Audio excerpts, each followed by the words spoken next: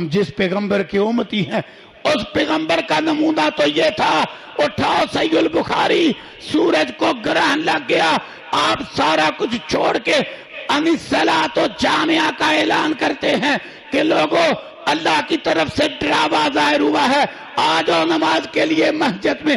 آپ نے لوگ مسجد میں جمع کیے، مسجد کھچا کھچ لوگوں سے بھر گئی، ہوا کیا ہے؟ نہ زلزلہ، نہ طوفان، نہ سیلاب، نہ قحط، سورج کو گرہن لگا ہے، جو آج ہمارے نزدیک کوئی شے ہی نہیں۔ ہم تو مزے سے دیکھتے ہیں، رنگین شیشہ لے کے دیکھتے ہیں، نظارہ کرتے ہیں گرہن کیسا نظر آتا ہے، لیکن جس پیغمبر کے ہم امتی ہیں اس کا نمونہ کیا تھا؟ فتنوں نے بہا کے رکھ دی ہر شے۔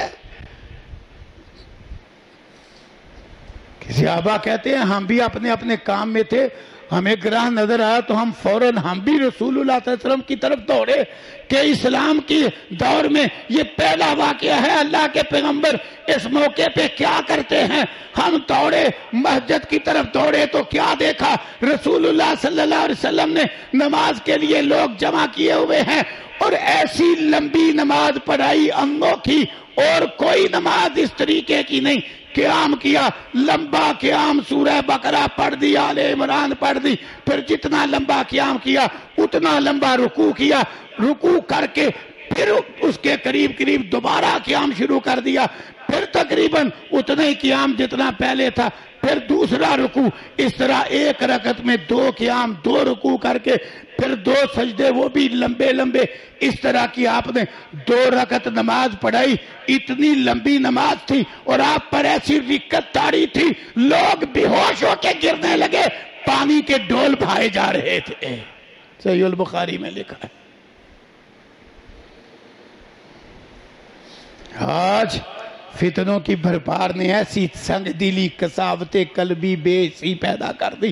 آج کون ہے گرہن لگے تو اس کی یہ حالت ہو؟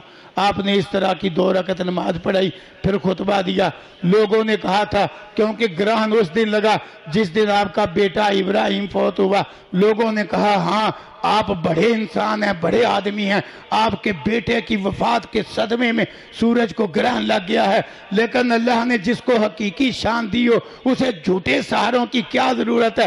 آپ نے خطبہ دیا اور فرمایا سن لو، ان الشمس والقمر آیاتان من آیات اللہ، یہ سورج اور چاند اللہ کی نشانیوں میں سے 2 نشانیاں ہیں، لا ینکسفان لموت احد ولا لحیاتی، انہیں نہ کسی کے مرنے پہ گرہن لگتا ہے نہ جینے پہ گرہن لگتا ہے۔